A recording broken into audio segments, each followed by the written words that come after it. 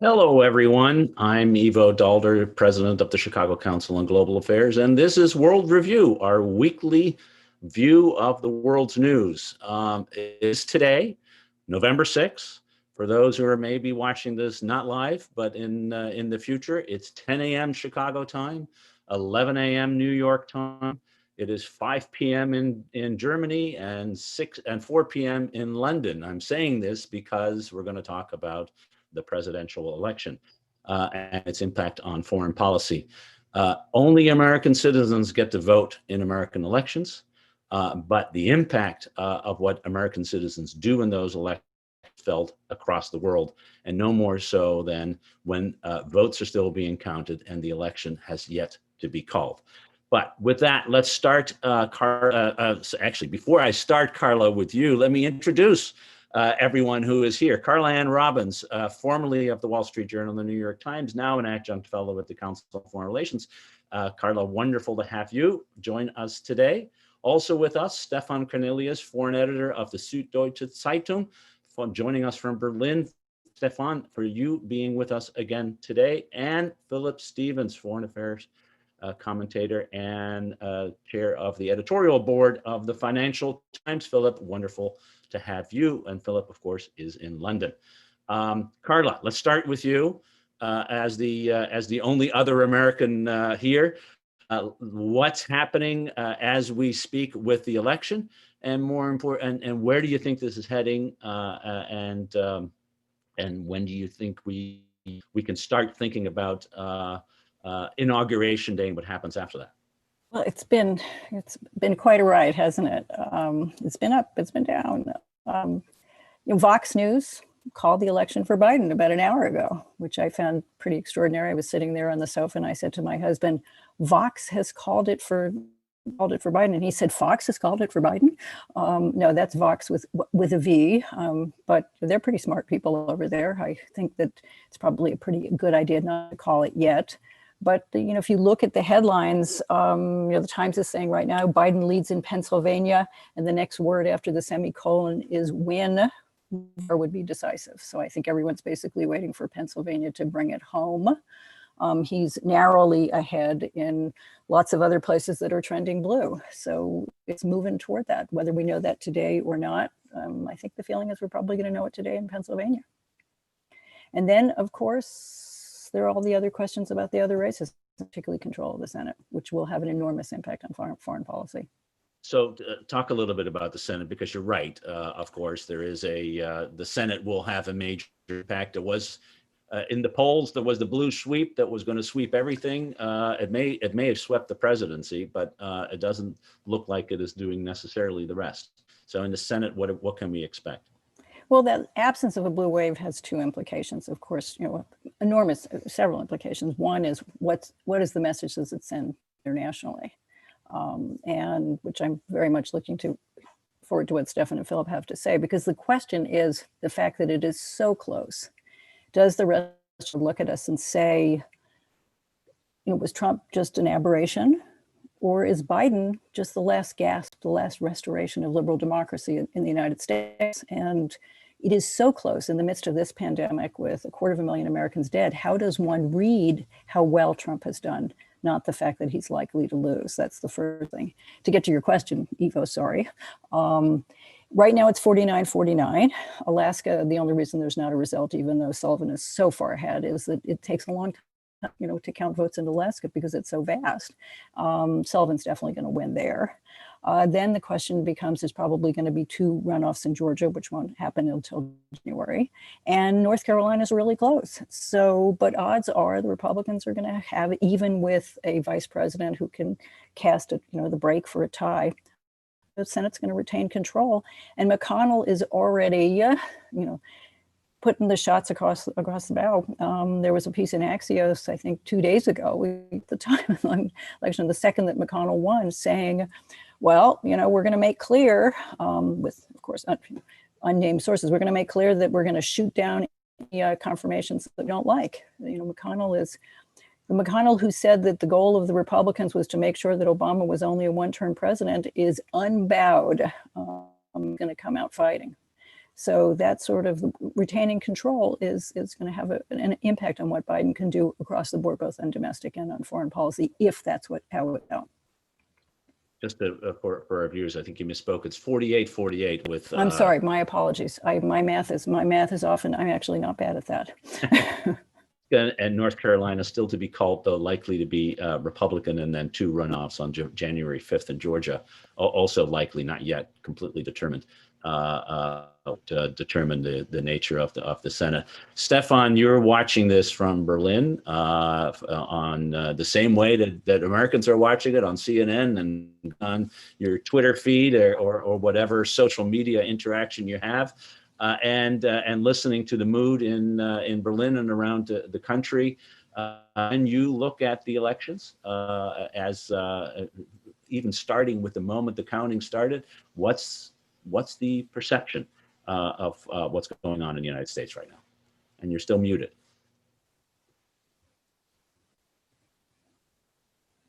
Right. Well, the immediate reaction is kind of surprised that there wasn't this blues wave sweeping away everything which was built up over the past 4 years. But then again, we knew that the country is split very well in 2 parts and that this will be hard to change. So the immediate reaction is take your time and count. Quite honestly, there isn't that much sympathy for Donald Trump this part of the world. So I guess most of my readers and most of the German public will side with Joe Biden, and I think this will come to a closure. But slowly things will sink in that this isn't coming to a closure. That first of all, this new president hasn't been brought into office yet, so there will be huge obstructions on the way. And if he's being sworn in on January 20th, he will face huge domestic hurdles to overcome, not only in the Senate, which you rightly pointed out to, but also domestically. And this is probably the most frightening part, because my fear is that sort of superficially, everyone was looking at this change of government in the US, hoping that there will be some kind of return to whatever Obamaism or what kind of normalcy we used to have with the United States. That will not be the case. President Biden will be, hugely impacted and hindered in his policy decision, but also domestic issues by this uproar, by this huge emotional and political and dialogue split we do see. And guess what? I don't have an answer how to overcome this. This is a huge, huge healing process. You have to find common language in the US, and the country's credibility will not be restored unless that's being restored. Philip, looking from London, how do you see the actual conduct of the election, what's happening? It's taken now 3 days since Election Day, and there still is no definitive result. How is that playing in London? And some muted still. I think probably as in the US, those people really interested in politics have been transfixed by this, and we've learned sort of serious geography lessons and learned about counties that we've never heard of, and I think CNN must have absolutely wonderful ratings. But talking to sort of policymakers and politicians, I mean, I detect sort of 2 emotions. The first one, and it's an overwhelming one, is of relief, of wreckage avoided, as it were. The fear, I think, was that if Donald Trump came back for a second term, whatever remained of the old post-war order, whatever you want to call it, post-Cold War order, NATO, multilateralism, basically would have been shattered over the next 4 years. So, and I remember I talked to a couple of people in the middle of Tuesday night, and when it looked like Trump was actually doing rather well, and you could sort of cut the anguish with a knife, it was so I think the feeling relief. I think the second feeling is, as Stefan suggests, well, there's a sort of, right, now we can get back to normal. But I think even within 3 days, talking to people this morning, they are beginning to say, look, we now have got to understand it. There is no going back. Biden can't turn back the clock. But we do have a chance with Mr. Biden, if he is confirmed as president, to try and work out a new order, as it were, to try and see whether we can come to some new arrangements. We're not going to rebuild the old architecture, but what some sort of coalitions here? What about a pro-democracy grouping here, which sort of expands the G7, the G8 to include countries like Australia and South Korea?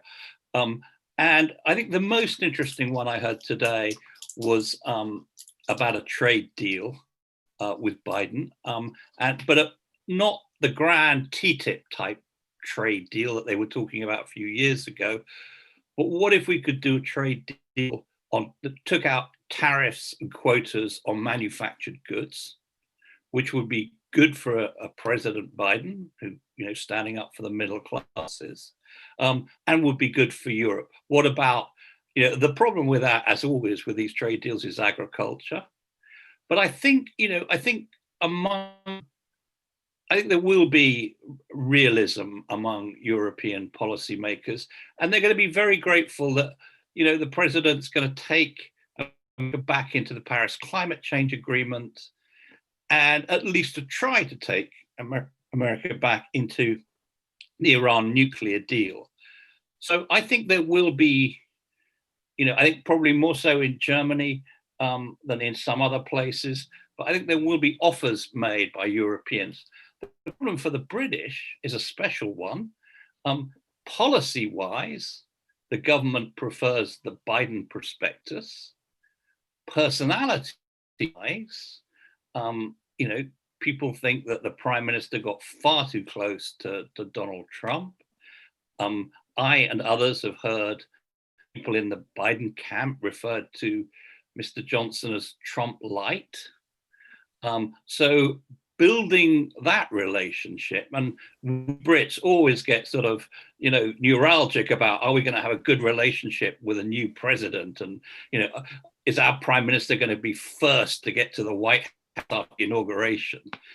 You've got that times 4 at the moment among the diplomats in the Foreign Office here.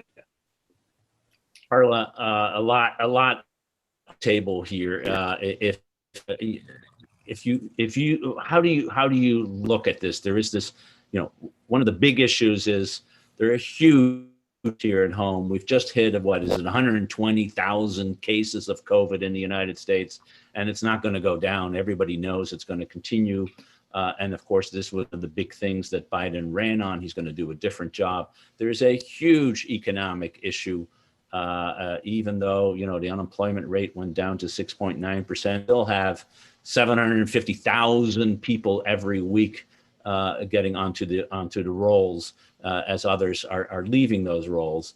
And there is this expectation that the relief that Trump's not there around the world also leads to, okay, and Biden is going to come back and do all those things. How do you do this? How is he going to meet these expectations? How is that going to work? How do you see that? I think on foreign policy will probably be the easier one. I think, first of all, it's something that Biden really cares about, and intuitively, he's got a lot of experience on it. You can debate on whether or not he's good at it. There is certainly a debate in Washington about that. But, you know, this is what he thinks he's good at. And, you know, whether or not Boris Johnson is the first one invited to the White House, Biden is not a vindictive guy. He really sees himself as somebody who builds relationships, you know, is based on relationships. And he's really a talker. He loves to bond with people.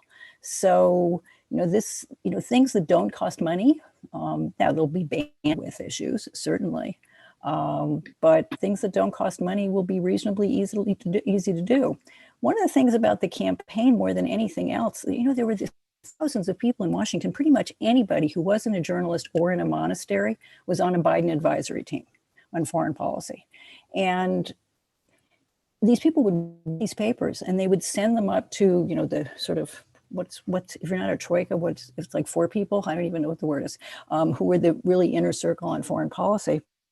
And they had no idea whether any of it was read. And certainly those of us who were trying to figure out what was going on in the Biden team and foreign policy had no idea, because Trump sucked so much air, Trump and COVID sucked so much air out of this campaign, that we know more about Biden's agonizing on fracking than we do about where Biden stands on China, where Biden stands on Russia, where Biden stands on trade policy.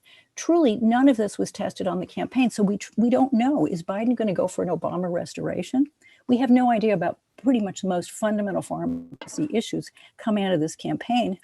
But I do think that things that don't cost money, he will intuitively want to re-engage in the world. I think the biggest question about Biden is the one, that Philip and Stefan have already raised. Will he try to just have an Obama restoration, or will he try to do something that recognizes that the world has really been transformed, and in many ways transformed because of the damage of 4 years of Donald Trump? He tried to rebuild us in a more empathetic way, or just try to do a restoration of Obama? So, Stefan, I think that is the big question, right? Can you, in fact, go back to January 2017, as if the pause button hit in the U.S. relation with the world? We can forget about the last 4 years, and now we hit the pause button again, and we'll start churning. Or has the world really changed, and has, importantly, views of the United States changed that will have an impact on the ability and willingness of the way that German leaders and European leaders, don't want to just keep it to German leaders, are looking at the United States and thinking about how do they deal with a Biden-led America that is deeply divided? Look, I mean, the big temptation is for all those foreign policy people in Washington to get out of the fridge now, think, well, we were deep frozen for 4 years, unfreeze, and continue where they left off. They were all taken out of the game for years, both sides, Republicans, serious policymakers, but also the Democrats. I mean, also the Democratic side. And to my biggest surprise, quite often, and I did my share of talking to these people as well as you all did, they don't seem to have thought a lot about that mega picture, this broader picture, which basically disrupted us over the past 4 years. The underestimation of the Trump impact, the most striking feature to me, talking to the camps or to the Democratic camp. So yes, you hear talk about restoration and going back to Obama, and you hear talk about reformists, and that means sort of a kind of nouveau approach to China, and Europe should do its own stuff, and let's get a little bit involved in the Middle East again. But it's all the thinking. The big picture, which in my observation is missing, is what kind of America is engaging in that world. And as you rightly say, this United States have changed. There's a huge question on its sort of ability to impact, both in terms of setting a pretext, setting a kind of example, and on the other side, a kind of willingness. And this is the biggest question of all of them. Will Biden have a chance to engage in the world, or will a Congress and a very hesitant public, a very relationist public, not demand from him to focus on domestic issues? Don't sort of disturb us with this troublesome world out there, not even with trade deals, which might be helpful, because those people heard for 4 years that the world is evil and abusing them. So the effort to rebuild domestically is so huge that I'm hesitating a bit to see that much foreign policy leverage for Biden sitting up there. Philip, I think. Yeah, go ahead. I was just going to add, I think, if we talk about going back to Obama, well, which Obama? Because, I mean, a lot of Europeans would say that the rot set in, as it were, with Mr. Obama when he started talking about leading from behind and, pulling out of, what's our interest in Syria and pulling out of Afghanistan. I think I detect more realism among a lot of Europeans. And I think, for example, I was talking to somebody the other day, and he said, look, the Americans are coming out of the Middle East, whoever it is. They're not, there's going to be no US president who, expend much more, treasure and lives in the Middle East. We Europeans have to find a way to sort of deal with our own neighborhood. I think the question but there are differences in Europe. You have the French, and they have this phrase, strategic autonomy, saying this is the moment because there's no going back for the US, they're not coming back. This is the moment for Europe to assert itself and to take command. And then you have Germany and certainly the UK and certainly a number of other countries saying, no, look, we have to keep America, the US, engaged as far as possible while taking on some additional responsibilities ourselves. So it's not an either or. It's let's take. So I think there's a sort of view, whatever a new president will give us in terms of multilateralism and American engagement, we'll take and say thank you. But we do know as well that we're going to have to start anteing up ourselves to, spend more on our defense, but also, to look after bits of the world, the Middle East and the Sahel that, we've relied on the Americans to take care of before. So I think that's the right observation, and it does raise this question. We've been here in theory before, but now maybe we are here in practice, which is it possible, in fact, for allies, and not only thinking in Europe, but also in Asia, to actually use the extraordinary 70 plus years of growth of coming out of the of defeat and or even victory, but destruction of war, brought about by American leadership to take on more responsibility, to take on more leadership. And Carla, is there a willingness in the United States, which I think is part of it, to see others driving the international agenda, including our friends, which we're not used to. We are used to calling us and expecting everybody to lead. If we're more inclined to be internally focused for all the reasons we just talked about, are we ready to work together with others, even if they and support their efforts in a way that probably we haven't seen from an American president in a long time? I mean, Philip talked about that really unfortunate, which, let's be clear, Obama never said leading from behind, and it is a great parlor game in Washington, which aide said leading from behind to that, in that piece, we all pretty much know who said it. But I think that there is Biden, of course, is a president of a different generation. And that is a generation that used to very much bristle at the idea of a European pillar, of the Europeans going their own way. But I don't think that that's the Biden we're going to get. I think one of the real tests, and very early on, will be this question of how you deal with China. And I think that what you have heard somewhat from them is the notion they're not going to roll over and be supine on China, but that you can't, fight a trade war with Europe at the same time you're fighting a trade war with China. That to have some sort of common responsibility in how you deal with China, some common responsibility in how you deal with Russia. And that means actually, not just power, but actually one hopes crafting policy together. Now, whether the Europeans, whether the Germans, whether the French are willing to stand up to the Russians, whether the Germans are willing to stand up to the Russians, how far they're willing to go against the Chinese, we will see. But I don't think you're going to have that feeling of, my God, they're taking the lead anymore. Much more, but I think the tests really are going to be with how they deal with the sort of big power conflict issues.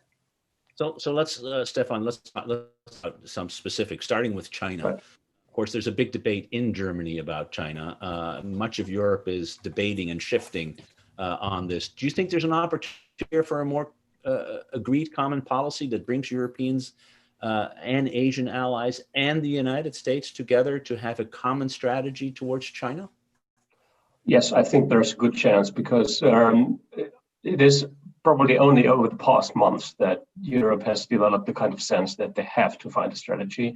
And they were hoping that they wouldn't have to find it together with Trump or with whoever Trump sends to negotiate China. Merkel, who is now having the lead in the European Council for this semester, she was trying to build sort of a common ground within the European Union, steering towards this EU-China summit. The surprising fact was that there was actually, for the first time, a unanimous position in various issues. When the Chinese Foreign Minister Wang Yi was traveling Europe in September, October, he got the same replies to his questions and demands from Paris to Rome to Berlin. So that was a first. Having said that, that kind of searching for strategy hasn't come that far. For two reasons. First of all, Germans are not that good at doing strategy, and second, they're following the lead if the EU really does. And second, the impact of the industry is still too high. There's a kind of naivete, and the business you will lose definitely in China speaks to itself. But this kind of naivete, China is there for business but not for politics, is first has to be erased somehow, and there has to be some kind of realism sinking in that we talk about threat and we have to define it. I guess there's a chance that there will be kind of a searching for definition, but don't forget there will be elections coming up in Europe next. We'll have German elections in September. Sorting out the government will take endless time again. And when this is done, probably in February, March 2022, there will be elections in France. And I wouldn't be surprised if Britain would jump in between with some kind of surprise things. So don't have stability, we don't have steadiness. But again, there is a huge eagerness. Just one final remark on the unity of Europe and all of this. We saw just hours after the elections on Tuesday that the Slovak Prime Minister was congratulating Trump for his re-election on Twitter. And he got bashed all over the European Union. I mean, it was the first within the EU who was getting out of the convoy and showing his support for Trump. And you do see in this little incident how big the ability still is to divide the European Union on several issues. It would be decent to wait and sit and have a unified approach towards the US. You don't. So don't expect European Union to be overly unified, especially on big issues like China. It has still to be a game which will be sorted out between France, Germany, and London.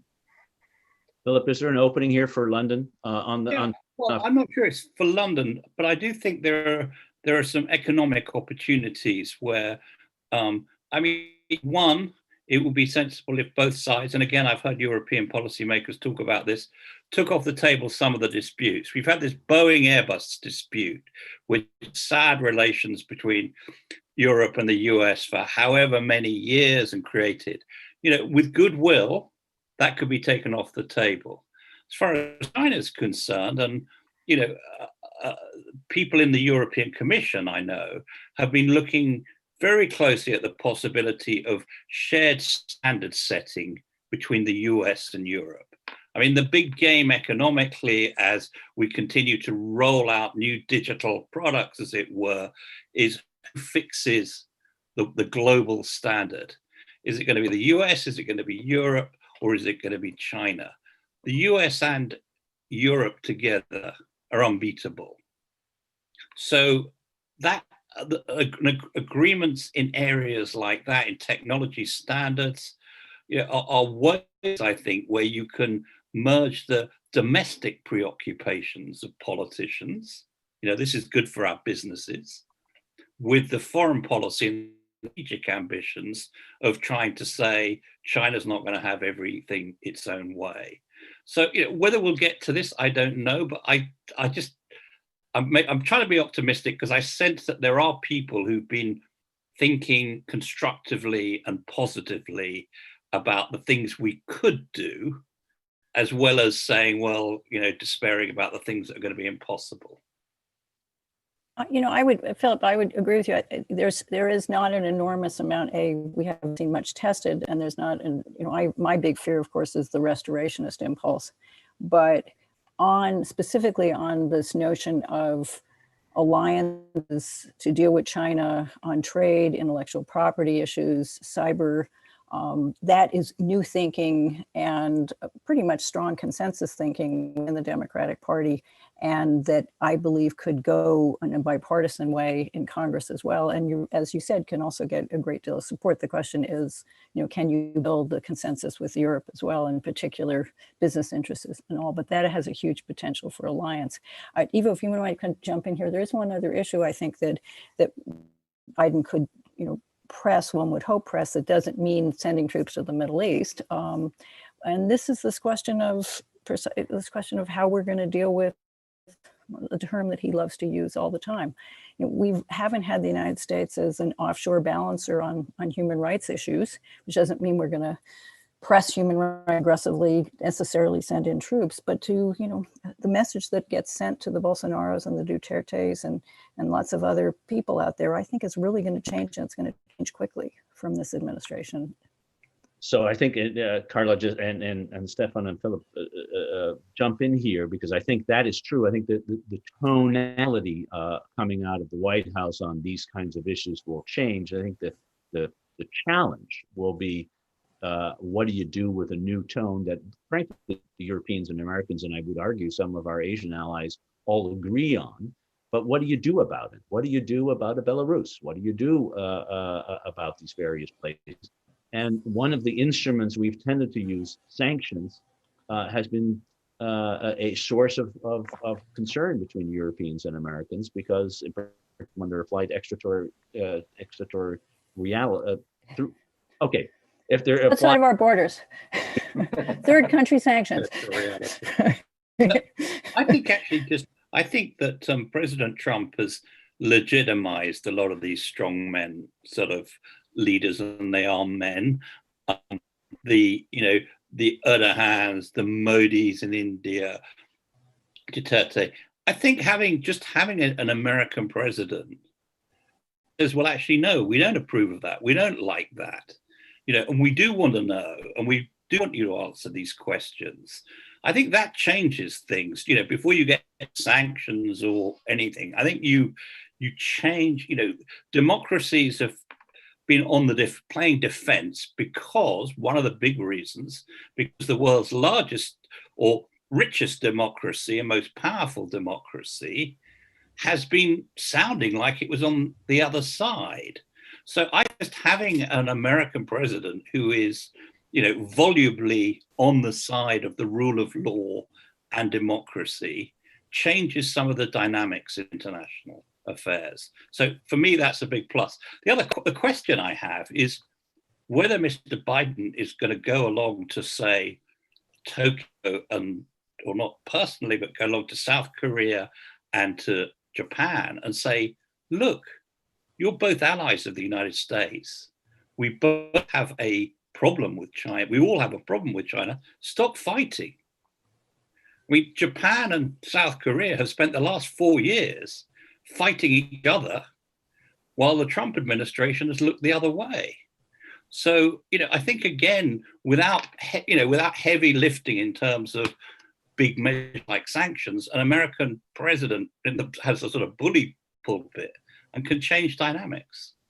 The Obama administration didn't do much about that, nor did they do anything about India and Pakistan particularly. I mean, these were not, they were very hands-off. Now, Biden is a different generation from Obama. He has a much more traditional leadership notion if he's got the bandwidth for it. Sorry, I interrupted you. I just want to add, don't underestimate the impact of a sort of multilateralist, sort of open-minded president and democratic president on our domestic well-being. All the populist movements we saw, all the pressure we experienced domestically on these kinds of people will decrease. And Philip can most likely talk very eloquently now on Brexit, which there will be.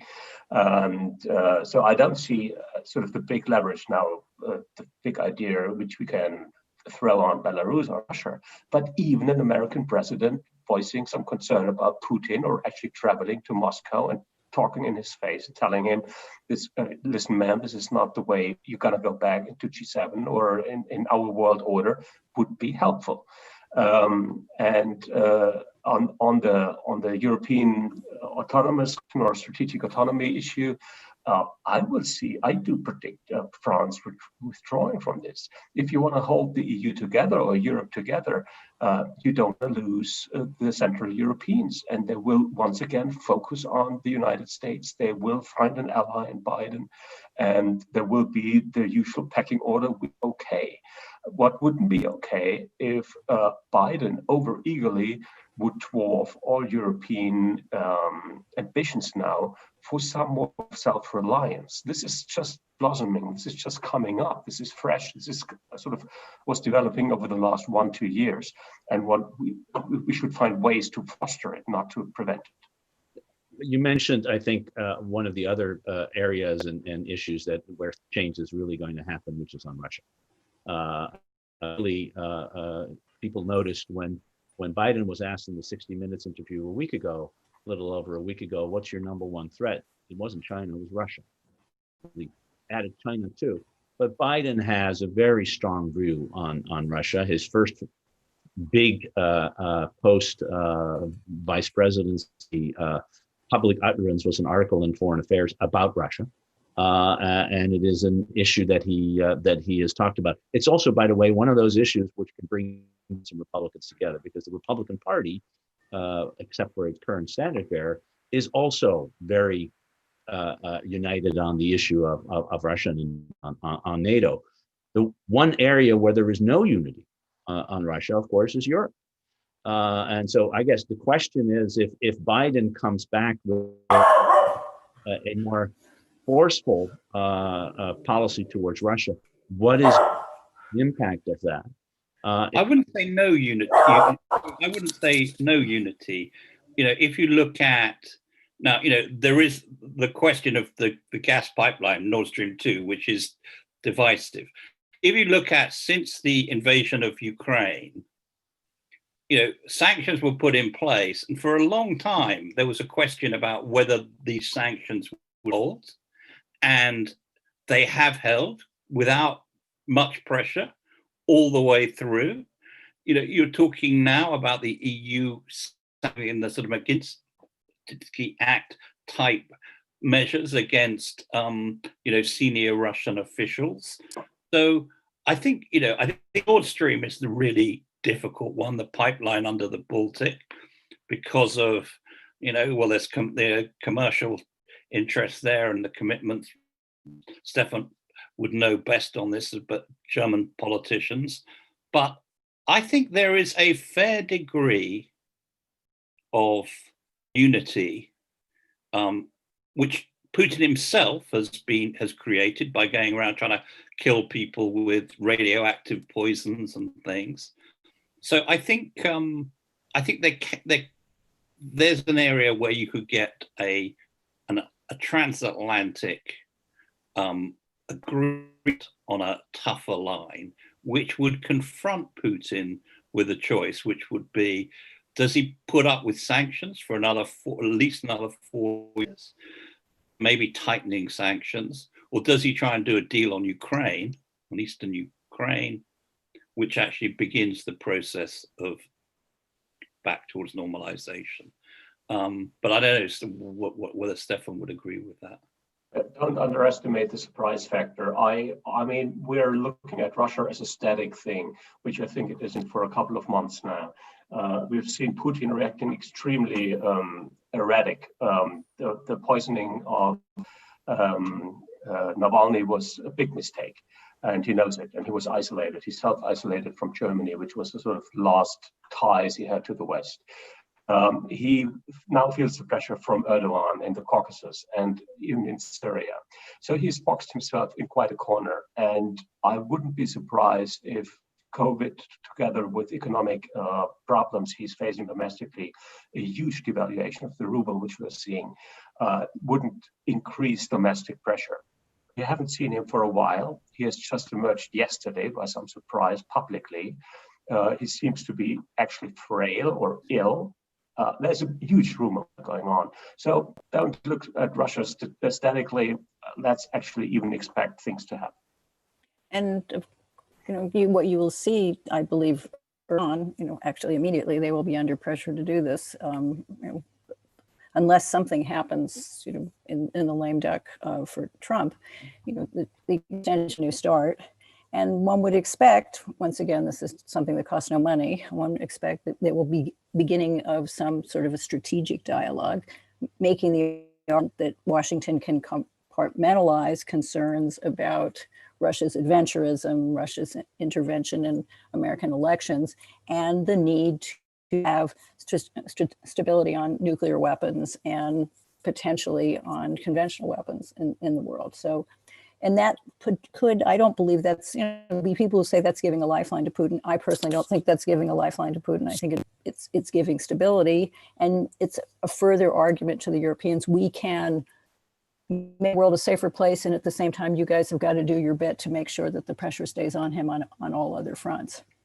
Well, I think if we are in a potential scenario where there might be a transition in Russia, or at least uncertainty about Putin's health and ability to lead, it'd be good to go back and read and refresh our memories of what happened in 1990 and 1991, which the U.S. led with the Europeans a very strong effort to try to stabilize the military situation, which is so precarious at the moment. So for those of us who care about arms control, there may still be new work to be done on that. I want to give a final minute, Philip, because I do think the Slovak Prime Minister may be in trouble. But Boris Johnson is facing, you mentioned at the start, is facing a challenge here, and partly of his own making, but partly also of the reality that he's had a United States that has supported him on the Brexit policy, and now we'll have a president who, although he hasn't said much about Brexit, we all know where he stands on those issues, and how does Number 10 deal with that new reality? I don't know. I think he faces a really serious problem. It's partly COVID, where we didn't handle it terribly well, and rather like the US.